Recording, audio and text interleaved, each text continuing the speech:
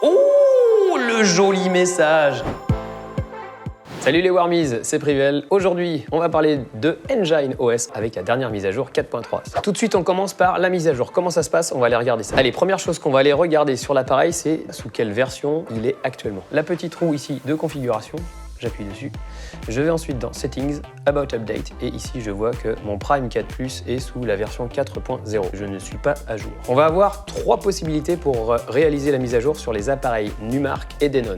La première, c'est d'utiliser le Wi-Fi de l'appareil et il va aller automatiquement chercher sa mise à jour sur le serveur. Il y a deux autres méthodes que moi je préfère utiliser. Une qui se fait avec un utilitaire qu'on va aller télécharger sur le site internet de Engine, qui va permettre de faire la mise à jour depuis soit un PC Windows, soit un ordinateur Mac. Et enfin, la dernière possibilité, tout simplement avec une clé USB. Et c'est ça qu'on va faire aujourd'hui. Alors, la première chose qu'on va faire, c'est aller sur le site du constructeur. Donc pour ça, on va sur enginedj.com, on atterrit là, et nous, ce qui nous intéresse, c'est d'aller dans Download. À gauche, vous avez Desktop, et ça sert à l'application qu'on installe sur son ordinateur pour gérer la musique. Et à droite, vous avez la partie OS, et ça concerne ce qu'on embarque dans le matériel autonome. Alors moi, ma partie Desktop, je l'ai déjà téléchargée, déjà mise à jour dans mon Mac, et là, on va aller dans la partie OS. Et là, la bonne surprise avec Denon DJ, c'est que toutes les machines sont encore supportées. Même si vous avez des SC5000 qui commencent déjà à dater, vous bénéficiez toujours des nouvelles fonctionnalités ajoutées à Engine OS. Aujourd'hui, on travaille avec un Prime 4 Plus. Il est là, je clique. Download for Mac, ça me permet de télécharger l'utilitaire